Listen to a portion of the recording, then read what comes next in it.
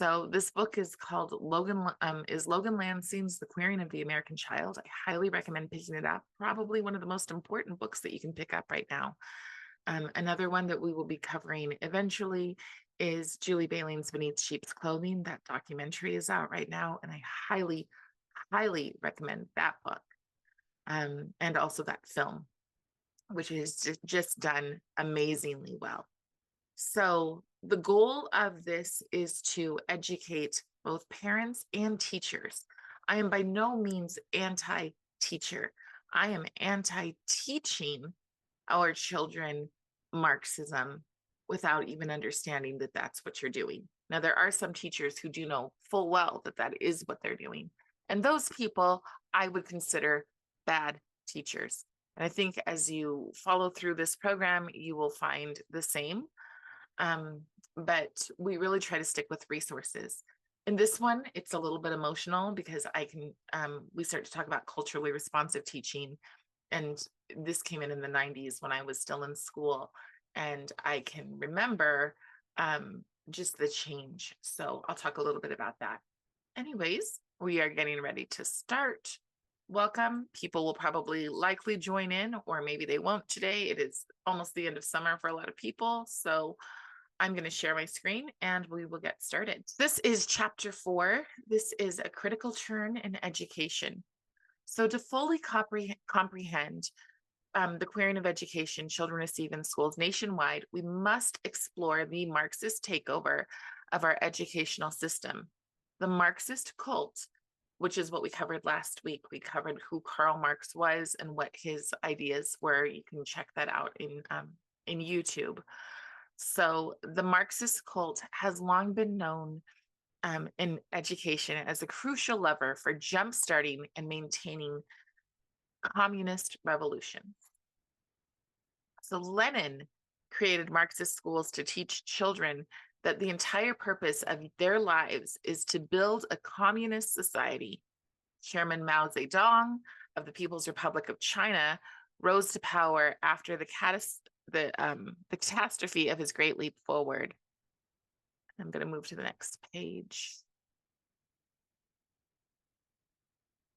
Policies in brainwashing the youth and using them to ignite his cultural revolution. Now, I understand for some of you who've not seen this stuff before that might seem like extreme terms, but again, this book provides a ton of resources and shows you just exactly how that was done. So, critical theory.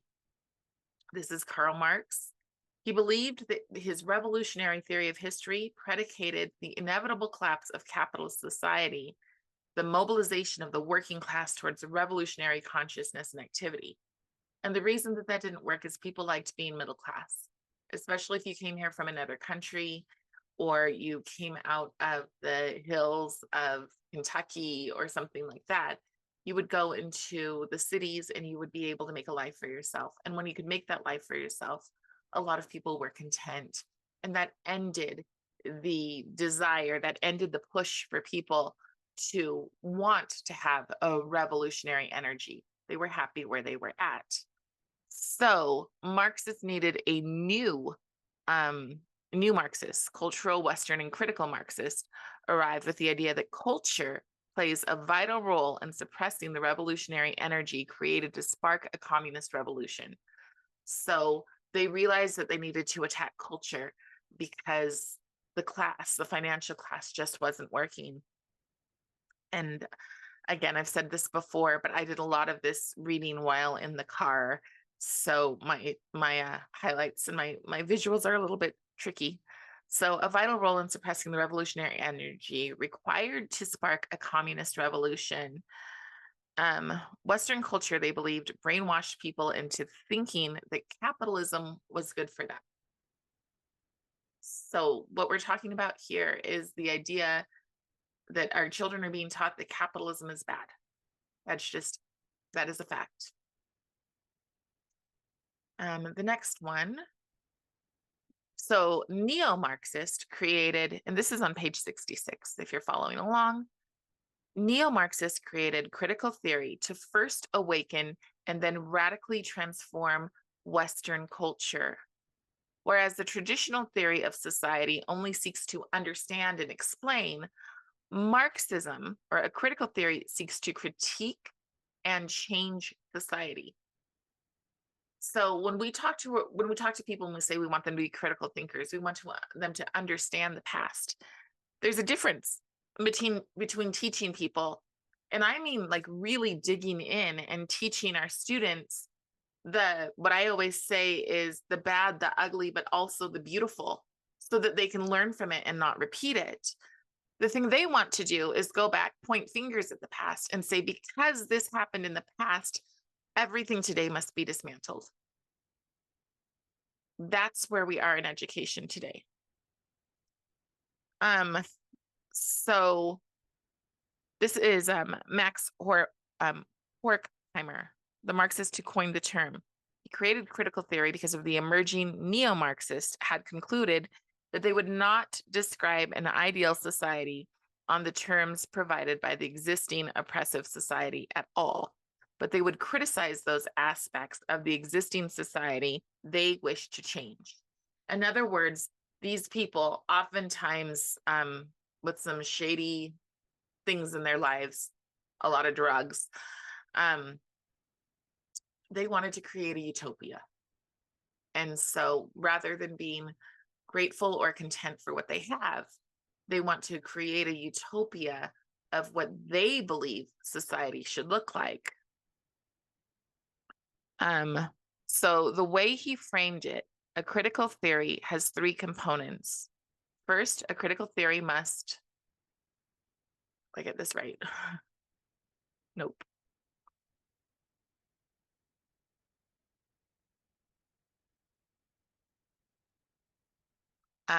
Be an ideal moral society liberated from oppressive structures of the existing society.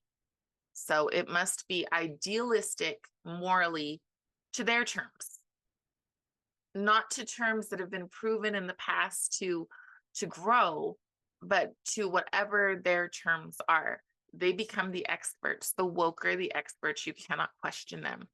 So they are liberated from the oppressive structures of an existing society. Second, a critical theory must ruthlessly critique how the society one lives in falls short. This is what we're having our kids do. They have to look and find the problems. That's that whole Ibram X. Kendi.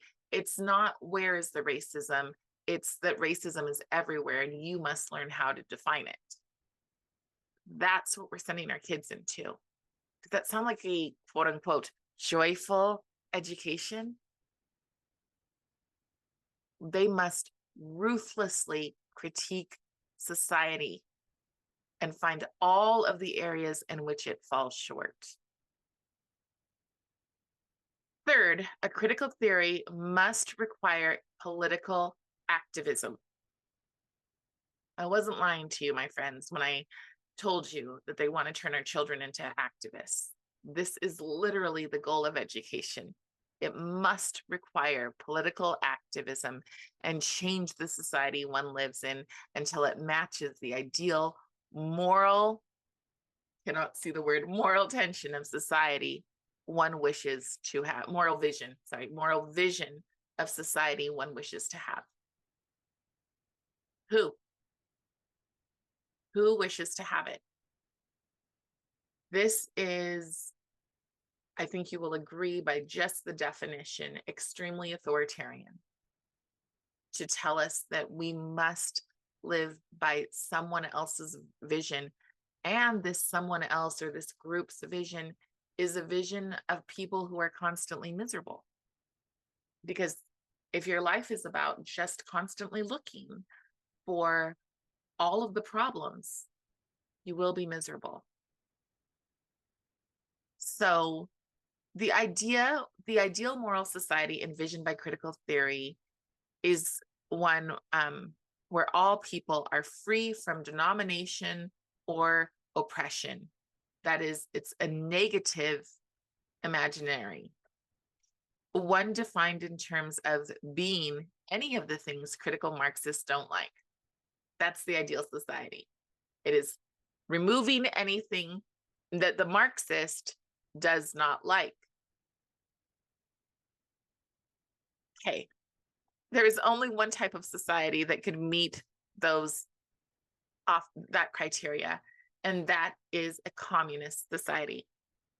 It's the only one. That's the one where everybody is equal. And when I say everybody, I mean everybody in the middle class has been eviscerated, and we have a lower class and we have elites, and that's it. That's what you have. And I think that a lot of people, if they understood that, they would not be just silently agreeing and going along to get along.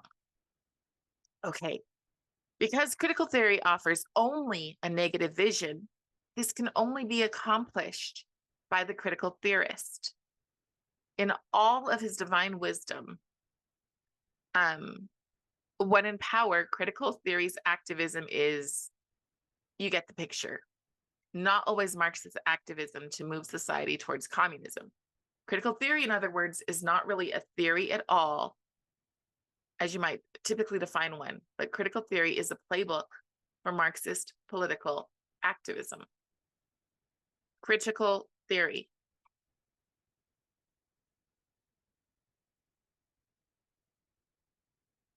I've got to find a better way to do this.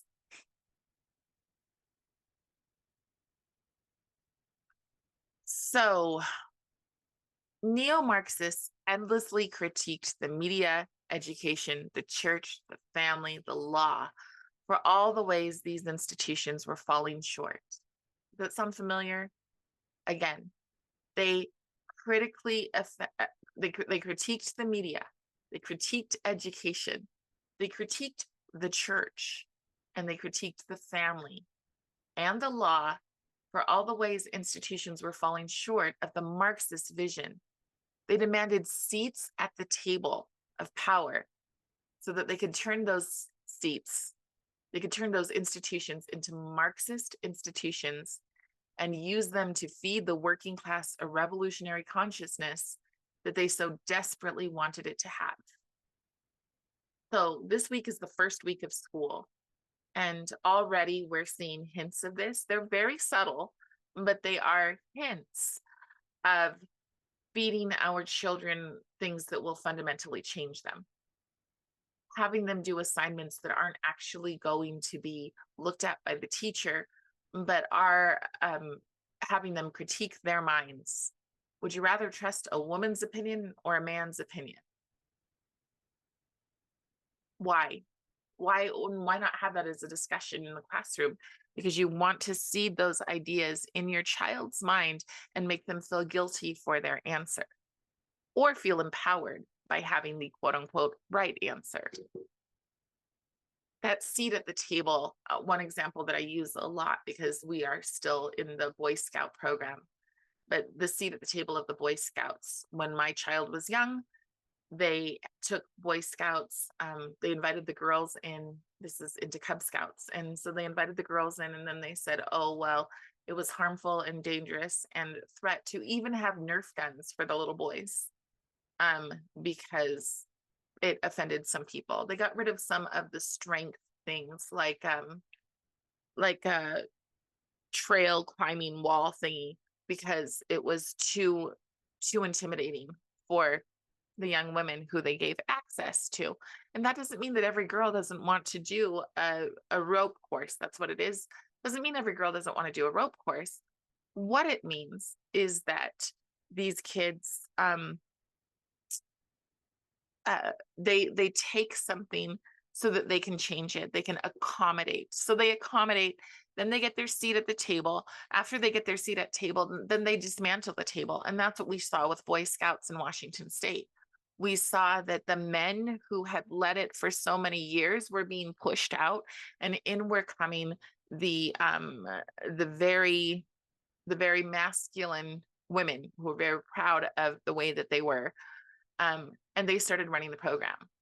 And quite frankly, for the most part, ran it into the ground, which is a success in the situation.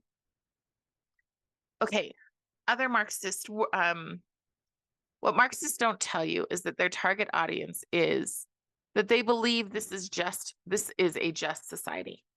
So when they talk about we want just societies, we want just climates, all of these things, they aren't actually that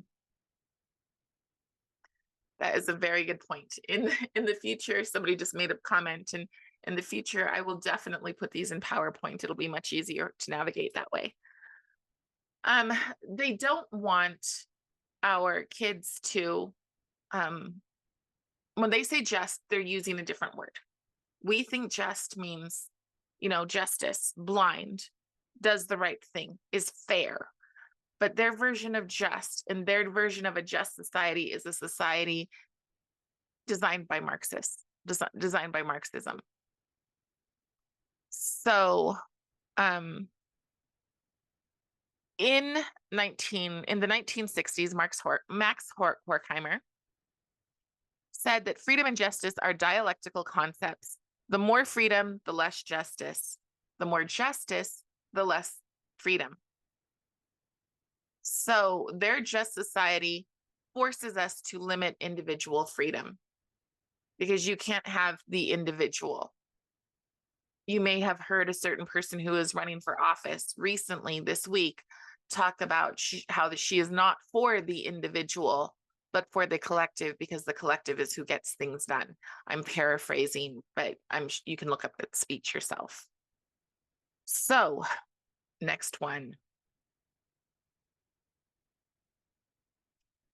Oh, what's this one? So critical theorist Herbert Marcuse deserves the largest share of credit for figuring out how to sell critical theory to an American audience.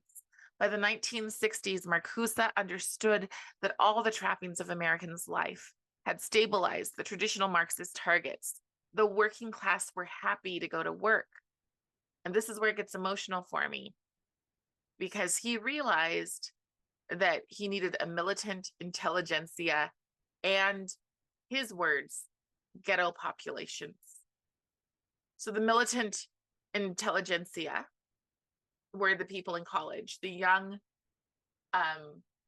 idealistic and naive people going to college who were just sponges to take on whatever information came to them.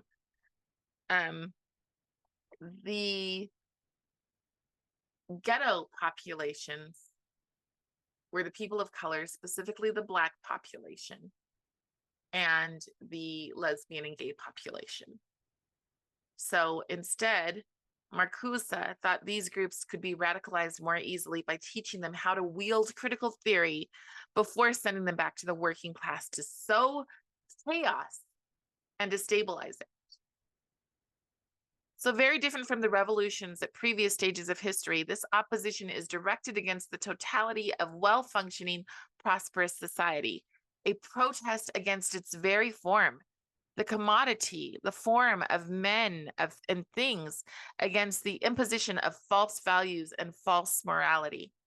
So this is an atheist, and he believed that it was false to even have to believe in anything. This is what we're allowing to influence education today. This new consciousness and instinctual rebellion isolate such oppositions from the masses and form the majority of organized labor unions, right?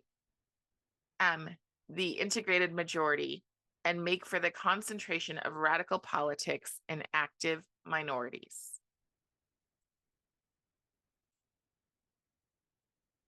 So the goal was to convince the ghetto populations, the unemployed, the sexual minorities, the feminist, and anyone else who had grievances. This is why I call it critical resentment theory. Anybody who had grievances, they used that energy. So to become so enamored with socialism that it would literally become a biological need in their lives. That is to say that Marcuse advocated for getting college kids and suffering populations so hooked on Marxism, so hooked on the idea that the government could fix everything, that they would think they could not live without it. Does that sound familiar?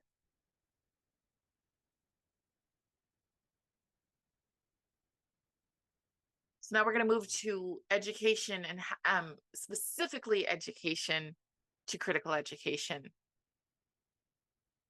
So in the critical turn of education, Iowa State University's Marxist educational activist Isaac Gottesman explains. So this is Iowa State University's Marxist educational activist. To the question, where did the 60s radicals go?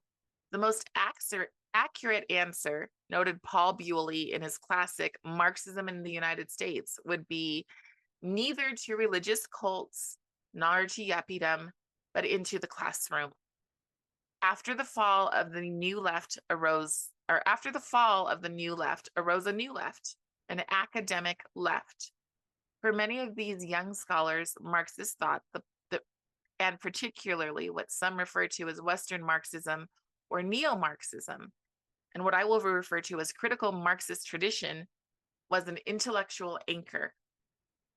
As participants in the radical politics of the 60s entered graduate school and moved into faculty positions and started publishing, the critical turn began to change scholarship throughout the humanities and social science. The field of education was no exception. The critical turn in education saw Marxism take hold of the steering wheel, turning the U.S. university systems away from educating college students to succeed in well-functioning society and towards brainwashing them to perform the practice of critical theory and to become revolutionary political agents. The critical turn splintered critical theory into critical theories. So they took education where we used to think that it was so honorable. So only, the smart ones went on to education. The smart ones were the ones we had this shift where there was no respect for people who just worked.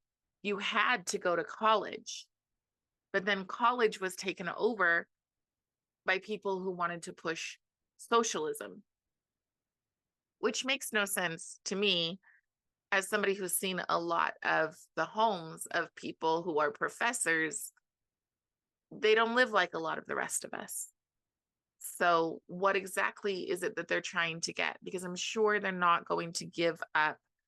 I'm sure they're not going to give up their privilege for the rest of us. They just idyllically, I heard a term the other day that was called the pedagogy of the pretentious. And I know that's my own opinion, but I thought it fit. So I will move on to the next slide. That will be this guy. So critical race theorists, this is when they moved it just from critical theory in general to critical race theorists. Critical race theorists, according to themselves, they questioned the very foundation of liberal order, including equality theory. Listen to this: legal reasoning. They question legal reasoning, Enlightenment rationalism, the neutral principles of constitutional law. They question all of that, unburdened by what has been. They argue that white people created a white supremacist society, gave themselves a special form of bourgeois private property called whiteness, and used the hidden privileges afforded to them by whiteness to maintain a racial hierarchy to their economic, political, and cultural benefit. So let's break down a little bit of that. On a whole, are white people better off than other minorities in America today? What I see is, well, there are more Caucasian people in the world today. So I see them in all different walks of lives. I see a friend who sends me a message and says, oh my gosh, I'm staying in a mansion. And I'm looking at the place going, not really. But if you're coming from the very, very bottom of things, then staying in something a little bit nicer than that might look like a mansion to you. So we pretend that because you're white, that you could never possibly have experienced poverty, that you could never possibly have experienced people shoving their ideas down your throat, that you've never possibly experienced bigotry of people who think they're better than you because they were born with more privilege, who happen to be the same color as you. We pretend that that's not a thing. And we pretend that there aren't African Americans or Asian Americans or Hispanic Americans who are thriving and who have for multiple generations. We're telling a story as if it's true, when the reality is that it's much more nuanced than that. We do have people who are hillbillies. We do have people who are, we do have African Americans who have succeeded. We do have African Americans who actually owned slaves themselves. That's a true part of history that we don't tell because that doesn't fit in the critique. All right, back to it.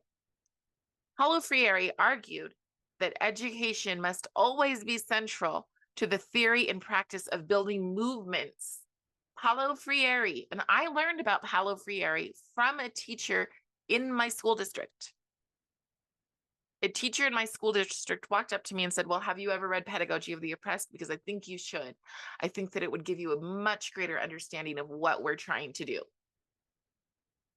In my little rural school district, that's how I learned about Paulo Friere. I am sure she regrets ever mentioning it to me.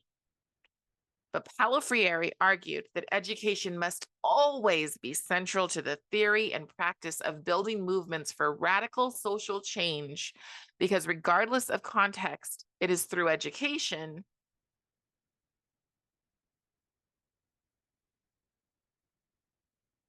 of course, that consciousness about one's position within the social order is obtained. You cannot know yourself unless you've been educated to know yourself in the right way. It does not matter what you believe that you've experienced, what your life, what those imprints are on you. You have to be taught why you are oppressed so that you can then use those reasons for your oppression to dismantle the systems that others want dismantled, whether or not you're comfortable in them or not. So, as Gottesman correctly identifies, Paulo Freire is a titan in the field of education. The Brazilian Marxist educator's influence on US education cannot be overstated. Freire isn't just a highly cited author for those scholars believing in education as an emancipatory process. He is the citation of all US education. You find his influence in every nook and cranny of US education, from how teachers are trained to design the implementation curriculum, to how schools, to design and implement curriculum, to how schools now discipline students. That's called restorative justice. Now, sometimes restorative justice can mean what we think it means. Sometimes restorative justice is having children apologize to each other. But sometimes restorative justice is making excuses for one side because they've been historically marginalized. So they have a right, because of past generational trauma, to behave a certain way. It's about not holding that individual accountable. And that's a trick that Marxists often play, of changing language. So we think restorative justice sounds wonderful to me. And then you dig a little deeper and you find out that actually it's quite frankly bigoted. Paulo Freire argued that normal educational practices literally deposit society. So this is the banking method of education. Some people believe that with the banking method of education that you have a piggy bank. Your child's mind is a piggy bank, and you drop information in it so that they can learn facts. And I personally think that this makes a lot of sense. You want children to learn facts while they're little sponges. Their brains are not developed enough to do critical thinking, although that he will change the term later. And it is now changed. But their little minds, that depends on where you fall in the educational spectrum. But a lot of us believe that if you drop ideas, you drop facts into their heads, then they begin to later on be able to sort those facts. They begin to develop reason and are able to, there is a term for it and I can't think of it, but they're able to discuss what's going on. But at first, they are little banking methods. So Paulo Friere argued that normal education practice literally deposits society with all of its oppression and dehumanization, as Marx would call it, into learners. So what his argument is that what we teach them brainwashes them. Well, maybe. But if we're brainwashing them into behaviors that are productive, that is a question that you have to ask. Paulo says that we shouldn't, but then he's brainwashing them into ideas that are destructive intentionally. Remember, the goal is to dismantle, so I'm not making that up. Friere argued that traditional education methods taught learners, I hope it's this one.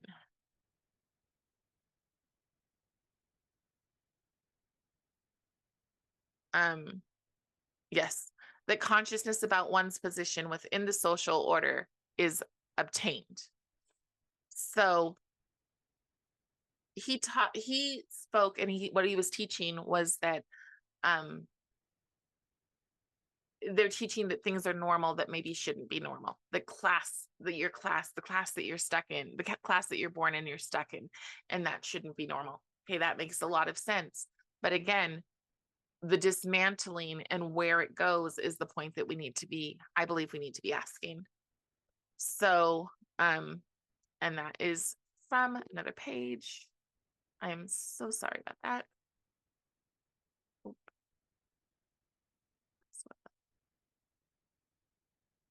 Okay, that learners accept and reproduce the unjust status quo of society without question. So when you're talking about poor people who stay poor because that's what they're taught, is that they should stay poor and never object, that makes sense. But when you're talking about people who are middle class and happy and want that same life, teaching them that they must dismantle that, for what? Again, for a Marxist utopia, but what does that mean is the question. So Friere claimed that the true purpose of education was to help learners cast off their magical consciousness and push them to develop critical consciousness, critical theory in education. Critical consciousness is the belief that one must read. Now, remember this. This is where we start to get into specifically what is happening in our schools, that they must read. Critical consciousness is the belief that one must read socio-political conditions critically and take action. So what that means in the classroom is that they're being taught a one-sided view of history, and then they're told to take actions that somebody else has decided what those actions need to be. So when I make this over in YouTube, I will add some pages from books to give you an example of what that actually looks like when history no longer has, social studies no longer have diverse viewpoints, but they are pointing them in the direction that they want them to have, that social political action that they want them to have. So what this means in layman's terms is that someone who is critical consciousness believes that everything in society is designed to oppress them. Everything is designed to oppress them. And the only way to see truth about the world is to become a Marxist who practices critical theory. A person who develops critical consciousness is woke. Now, this is a word that people say, oh, don't use that word. It's harsh, it's triggering, it's unkind. But they're the ones who coined the word.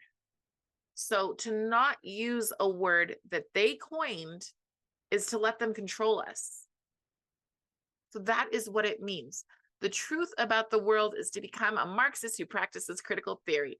A person who has developed critical consciousness is woke, a critical constructivist in Marxist jargon, meaning that they have awakened to the prophetic vision of the postmodern and neo-Marxist faith. So supposedly we have religion against church and state, but this is a religion. This is absolutely a religion. Friere said that the purpose of this consciousness is to denounce the existing world.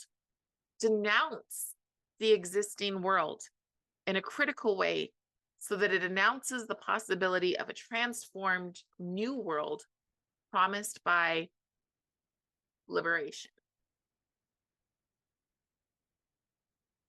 People have critical consciousness. Like, people who have critical consciousness are religious. They are bent on breaking society and steering us towards what they call the end of history. This is not hyperbole. Henry Giroux, a close friend of Paulo Friere and one of the most influential educational academics in all of North America, once described Friere's Marxist faith and methods as a new view that the kingdom of God is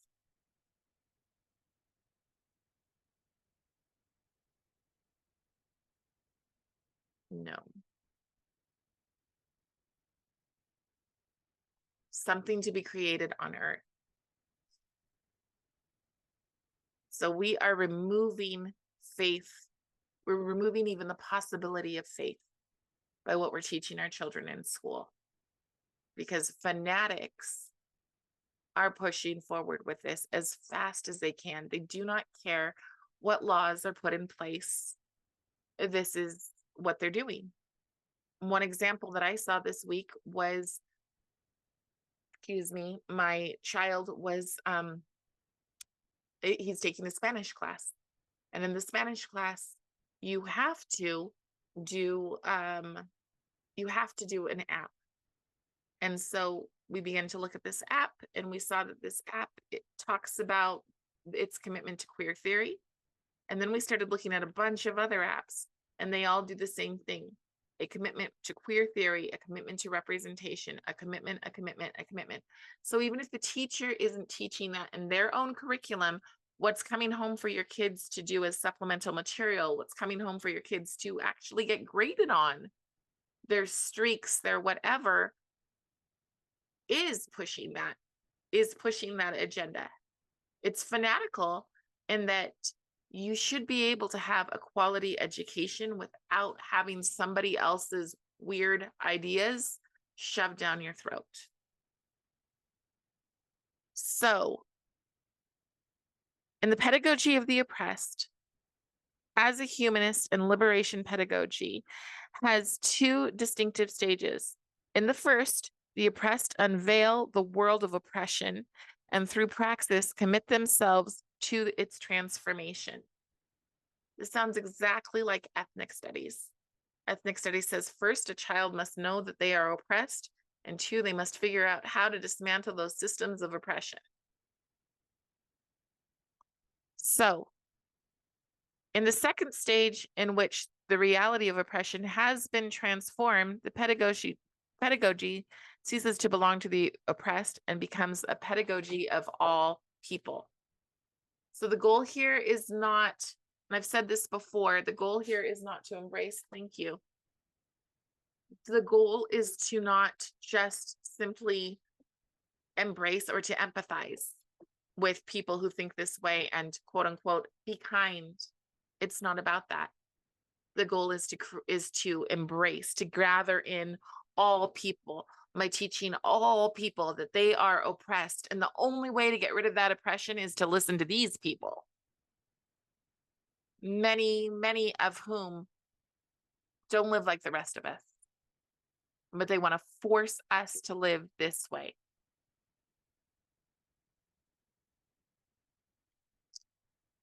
Okay.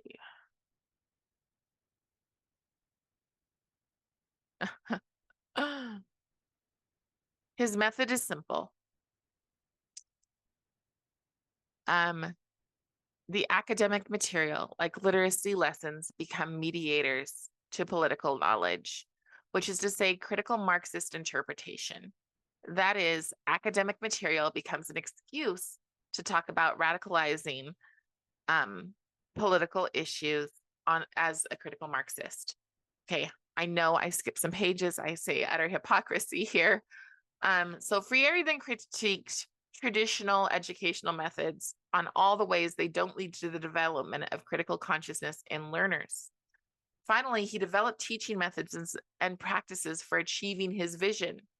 So let's go through that. His method is simple. The academic material, like literacy lessons, become mediators to political knowledge. So having my child have to answer a question, in 1936, a freed slave who was a male was writing a paper. In 1936, a freed slave who was a female was writing a paper. Which one do you believe? It never gets turned into the teacher. The teacher never doesn't care to see it. But the child has to sit there and go, well, am I a sexist because I think that a man has more reason and a woman has more emotion? And they have to wrestle with that. And that's the whole point.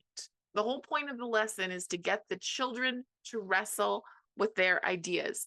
Now, part of you can say, okay, well, that sounds like critical thinking, but not if there's supposed to be a specific outcome that leads towards quote unquote social justice.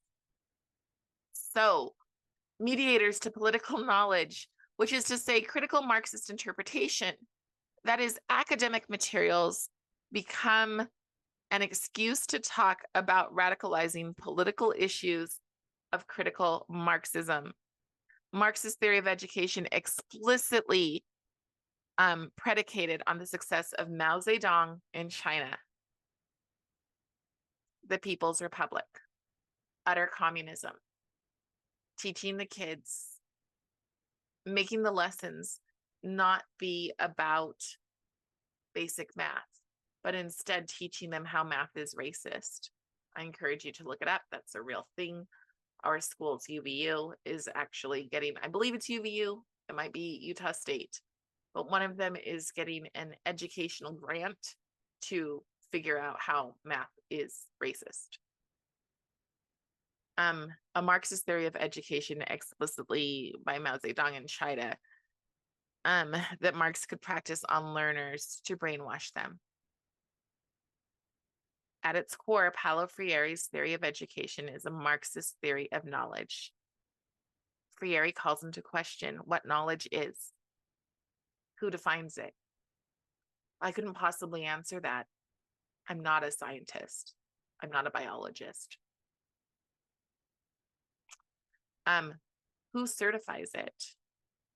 Well, your school can't get accreditation if you don't embrace woke ideology. And who determines what knowledge is taught in the classroom? For Friere, only the oppressed have true knowledge. And I've said this before, only the oppressed who fall into Marxist ideology, because many of us don't know who Winsome Sears is, do we? There's many things that we don't know and we're not supposed to know, because even though Winsome Sears was a first generation American, I believe she had a Jamaican father who came here with like $13 in his pocket, and she's now the attorney general of another state. We don't get to hear about her story because it doesn't fit the Marxist narrative. It's called repressive tolerance, where we only listen to one point of view, and the other point of view must be stamped out, even to the point of even thinking about it. So they have true knowledge of their concrete positions.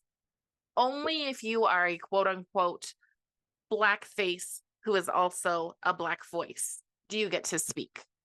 If you have another differing point of view, you are wiped out. You are a problem. You are somebody that they can slander, that they can curse, that they can annihilate. Absolutely. So it's always about using people. And first it was about using people by their race. They were the first ghetto class. And now it's about using people as their gender. And if your child doesn't want to be part of the problem, then they have to join in with the group. Traditional education methods that serve to ignore the true knowledge while forcing learners to accept the truth as society wants them to see it. So let me repeat that again. For Friere, only the oppressed have true knowledge of their concrete conditions. The traditional education methods only serve to ignore the true knowledge while forcing learners to accept the truth as society wants them to see it. It's utter hypocrisy. They have the true knowledge. How come they have the true knowledge, but these other people don't have the true knowledge? Because for them, and this is a quote directly from them, knowledge, or not, I'm sorry, not knowledge is power. The only truth is power. That's it. The only truth is power.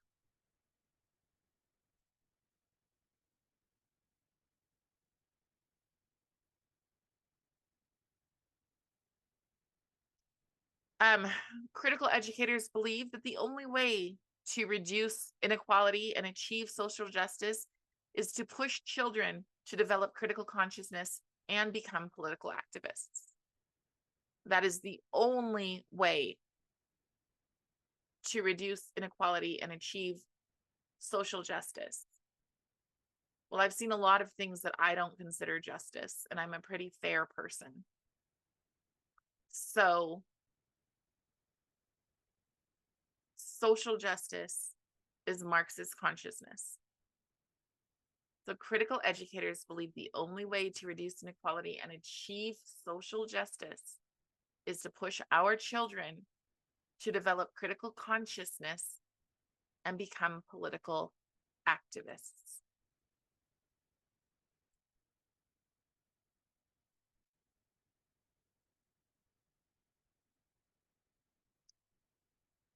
Friere was wholly embraced by the academic left in education and now enjoyed status and tenure from the ivory tower. They studied his works with what can only be described as cult religious conviction. Books like Pedagogy of the Oppressed, The Politics of Education, and Education for Critical Consciousness, reduced to completely abandon what U.S. education once was, which was already heavily influenced by social reconstructionists.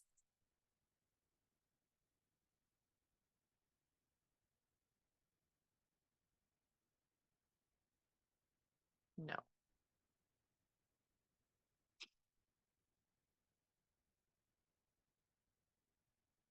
So here's the one where it happened and it came into place here. This is, although you can find numerous examples of grade school teachers deploying critical pedagogy in their classrooms as early as the 1980s, it wasn't until Gloria Ladson Billings developed culturally relevant teaching. Listen to that and please write it down.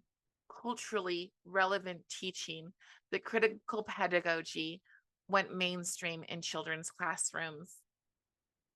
Gloria Ladson Billings, the Marxist educator who popularized cultural relevant teaching, another name for CRT, is one of Friere's direct theoretical descendants. Many of today's teachers and administrators, and this is important because people will say, oh, she just hates public schools. She just hates our educators. Simply not true. I have quite a few friends who are still in public ed. So that is simply not true. What's happening is people are being taught something without understanding what it is that they're being taught because the name changes. You may never even hear Paulo Friere's name and still be teaching his concepts. So many of today's teachers and administrators have no idea that Friere's critical theory of education underpins one of their most prized educational concepts. So Paulo Friere considered economic class reinforced through colonial occupation the primary axis of oppression, meaning that the thought of the bourgeoisie used traditional education to stratify society between a ruling class and a working class of peasants. Now, here's one little quick fact about Marx. Marx himself, who created all of this stuff, wasn't poor. So he was part of this upper group. They would stand in a factory and complain about the fact that they had to come to work at 10 a.m. and oversee the workers. He wasn't exactly one of them. And when he was expected to work, he would just ask his mother for money. Or he would ask his friend, I cannot think of his friend's name right now, I'm sorry, but he would ask him for money. So this guy was a massive leech who somehow had influence on education. So, okay, her education left her convinced that educators could only be successful in liberating their students if they were equipped with unique theories and tools to address not only class, but race and sex. Underneath the bottom, over at the top. The radical transformation of society. Merely rebellious attitudes and actions are insufficient. So, I'm sorry, that does not look like the right page. This is so convoluted. So the explicit goal of Friere's methods is to motivate teachers to become awakened or woke, revolutionary activists charged with denouncing everything, and in so doing, announcing the prophetic vision of the communist utopia that follows. That is the explicit thing. To remove as much, let me get that again. The explicit goal of Friere's method is to motivate teachers to become awakened, revolutionary activists charged with denouncing everything. They want to remove everything, and in so doing, announcing the prophetic vision of the communist utopia that follows. Communism and utopia don't really go together.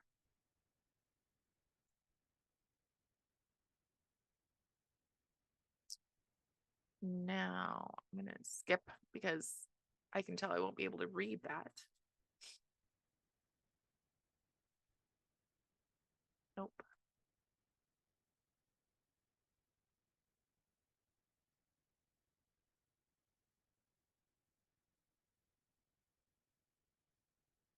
Culturally relevant teaching is now considered the essential practice for eliminating achievement gaps between student groups, reducing classroom conflicts, and maximizing every student's equal shot at the same outcome. So beyond individual characteristics of academic achievement and cultural competence, students must develop a broader socio-political consciousness that allows them to critique the cultural norms, values, mores, and institutions that produce and maintain social inequalities. In other words, we will be teaching children the exact same thing. The way that they will learn so that when they go to vote, they will vote exactly the way that they have been taught to, because the government is not going to create people who will overthrow them and come up with better ideas when they actually want the status quo. So beyond individual characteristics of academic achievement and cultural competence, academic achievement and cultural competence are no longer the goal. Students must develop a broader socio-political consciousness.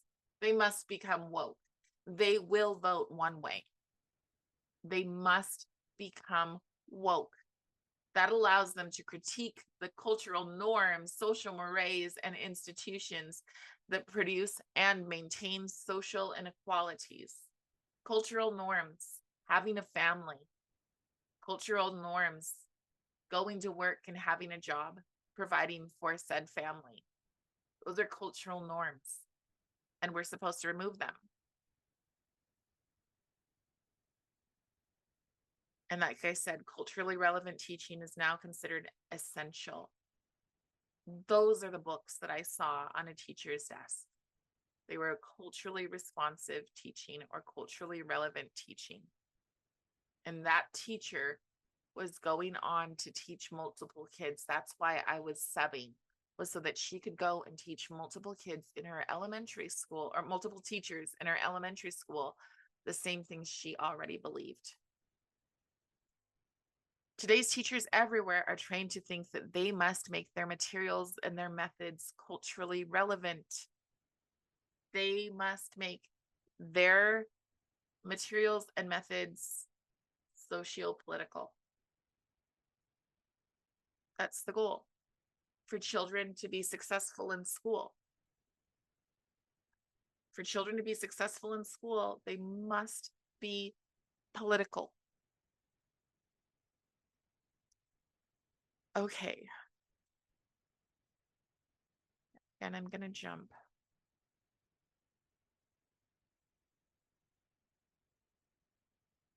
Likewise, the goal of culturally relevant teaching is to help students deconstruct their own cultures. Have children start to ask themselves deeply personal questions and judge their opinions, see if their opinions align with the majority or not. Likewise, the goal of culturally relevant teacher is to help students deconstruct their own cultures and determine how they specifically are oppressed and by the dominant culture. Right. And so if they're oppressed by the dominant culture, that culture must be torn down. Does anybody actually believe this? I can't think of very many people who are part of the pedagogy of pretentiousness who actually are willing to go and live in a trailer park so that we can all be equal. But that's the conversation. That's the direction that we're heading. So if you have to look for all of the reasons that you're oppressed, then you're creating angry kids. You are creating the mental health crisis. You're creating angry people who just look at the world through a nihilistic view.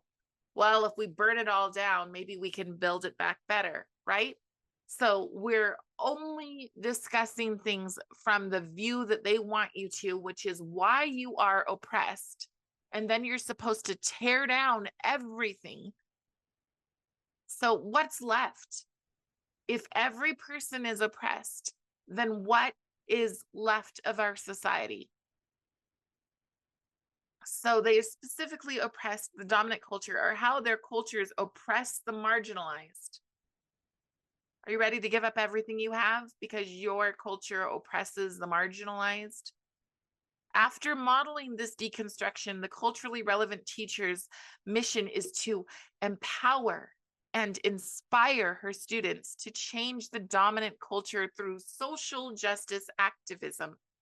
This is the goal of the culturally relevant teacher, to empower and inspire her teacher, your student, to change the dominant culture through social justice activism.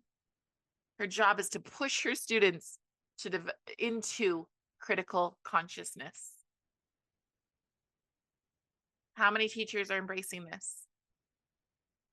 Take a look at the UEA. Take a look at the things that they say on their pages. And definitely take a look at the NEA and watch their president, Becky Pringle, express what she really thinks. Tell me it's not activism.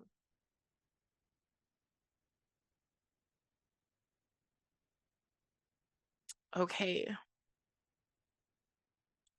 So Gloria Ladson-Billings, Towards a Theory of Culturally Relevant Teaching, hit everyone's radar in the late 1990s. As critical pedagogy, like critical relevant teaching, spread, so did queer theory. Queer theory bubbled out of the academy at the same time as culturally relevant teaching, and it was embraced with a similar passion.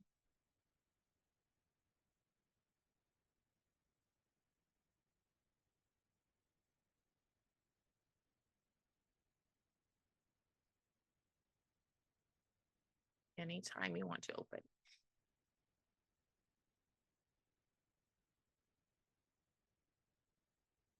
So critical pedagogy believe that every dimension of schooling and every form of education and practice are politically contested spaces.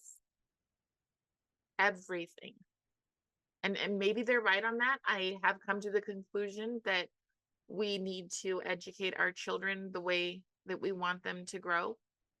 But we need to ask ourselves, is nihilism the way that we want them to go? Is constantly dismantling? Is that what we want for our children, or do we want to build them up? Because dismantling for building back better for who? For who? Because again, the elites are not going to step down as they collect and collect and collect, as they become more and more wealthy than you could have ever imagined. They aren't going to step down. So who is supposed to step down? What are our kids supposed to obey is the question. Every dimension of schooling and every form of education and practice are politically contested spaces. Activists began querying not just the school curriculum, but school policies and procedures, all under the guise of being more culturally relevant, diverse, equitable, and inclusive. We might add to that the word welcoming. We want welcoming and inclusive schools. Each advance was accompanied by the moral weight of an argument to increase LGBTQ empathy. Remember, empathy is not the goal. Again, if you're writing anything down, then write down, it's not about empathy, but embodiment. They want as many students as possible to be part of the LGBTQ community. I don't dislike the LGBTQ community. Well, the Q I'm not a fan of, obviously, but I don't hate people, except for the people who want to break our children. Those people I despise. Those people I believe should be removed. And when I'm saying removed, let me be clear for anybody who's watching. When I say removed, I mean removed from their jobs, not removed from their lives. I'm not a person who advocates for violence. But I think that if you're in the education field to break our children because you think you know better than we do as parents, then you need to be removed. You have no business working with children. So, increase LGBTQ empathy, visibility, and representation. Most of the educators who have irrevocably harmed education and therefore children over the past 3 decades aren't aware that their theory of education and teaching practices are derived from the works of Paulo Friere. Most don't know it. Most people go to a training and they hear, oh my goodness, these kids are exiting. We need to be more empathetic. We need to support them. And they don't understand that social media, the same stuff that got them involved, is the same stuff that says if people don't give you what you want, you need to exit, or at least threaten that you will. So most of our teachers get involved because they are good people and they want to do what's right. But I'm telling you, what they're doing here is a repeat of the worst parts of history. The whole point of learning everything in this book club is to understand how we are repeating, as I've said before in local school board meetings, we're repeating the works of Stalin, Mao Zedong, Pol Pot, all who started with the children. That's what this is. And I get it that people think that that's hard to understand, which is why I provide the sources, even if the sources are a scribbly thing that it's hard to read. This is why I'm trying to provide the sources, because you need to know. So most educators have no idea what they're doing. Educators today have inherited a critical orientation towards schooling from these revolutionary radicals who have been explicit about their intentions and their goals for a very long time. But no teacher is spending their time looking and reading these things. They're just getting a beautiful book that says, let's be more empathetic. Let's be more kind. you're not being kind. If you're following this stuff, you're doing real harm. If you want to dig deeper into this, I highly recommend that you go and look at James Lindsay.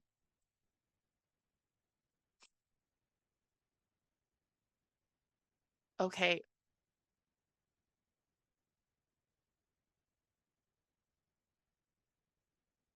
I thought this was really important.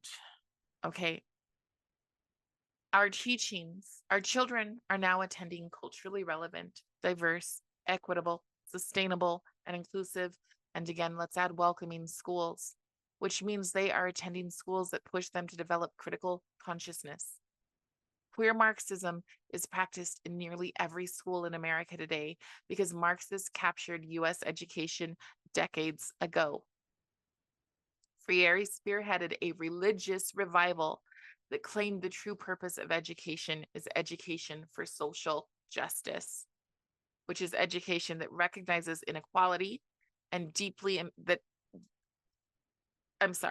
which is education that recognizes inequality as deeply embedded in the fabric of society and actively seeks to change this.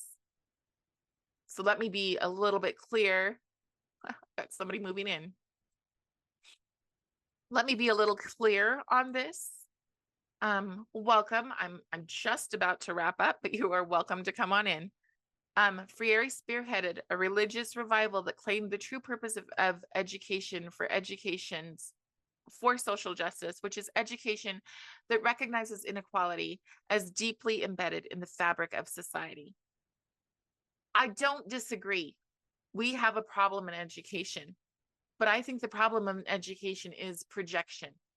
The problem in education is that for many decades, our teachers have been taught that if you are Black or you are brown, you have been so traumatized that you cannot learn.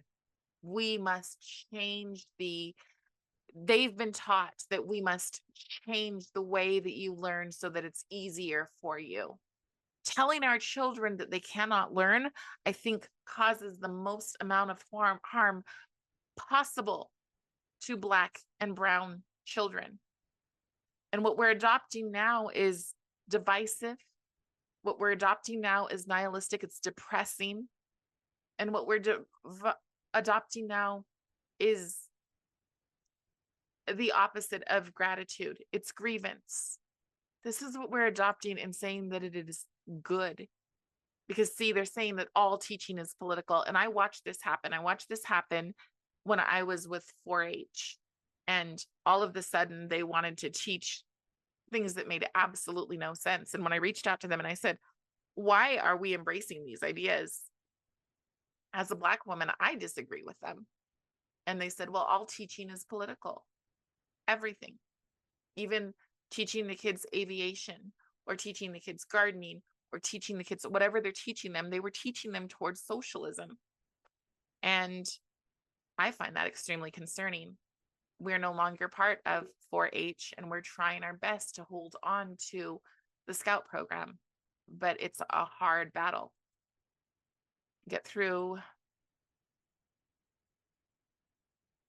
Nope. Last page here. So this was from leadership of increasingly diverse schools. Because minoritized students have been disadvantaged by historically oppressive structures, and because educators in schools have been intentionally or unintentionally complicit in reproducing this oppression, culturally responsive school leaders have a principled moral responsibility to counter this oppression. I would agree if they were actually countering it, but what I see is a doubling down. What I see is children cannot compete, so let's lower the standards. Let's say that grading is racist. The best possible opportunity for a minority, and I'm going to go back to my regular Zoom, stopping my share here. The best possible outcome for a minority is a strong education. And I don't want to mean just a racial minority. I mean somebody impoverished of any color. Is a strong education. That is what stops generational poverty. That is what builds confidence. You do not build confidence when you wonder, did I get this because I'm the right skin tone? Did somebody else deserve this more than me? And then you have this argument within yourself where you go, do I care? Is it better that I was able to get ahead, or would it have been better for actual justice to have happened? So we're dismantling in so many ways. We are destroying what's good. Our children are no longer being taught to look for what's good. Instead, they're being taught to look for grievance everywhere. That is the problem. And that's just the first part of this book. This book, again, is Logan Lansing's The Queering of the American Child. I highly recommend getting it. We will probably for the next 2 weeks hit the second part of the book in a more concise summary, and I will do my best to figure out how to fix my scribbles. If you have any questions, please feel free to put them in the comments really quickly, and I'll take a look at them in the chat. And I think that will be a wrap up for this week. Let me check really quickly and see if I've got anything on Facebook. It may have just been a slow week.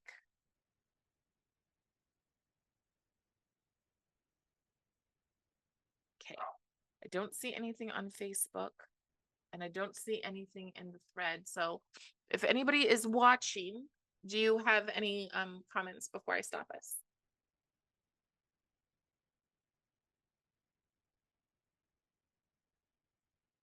All right, my friends. Well, then I will wrap us up for this week. I will see you again next Saturday as we dig into how exactly queer theory plays out in our schools today with concrete examples. All right, have a wonderful weekend, and I will see you next time.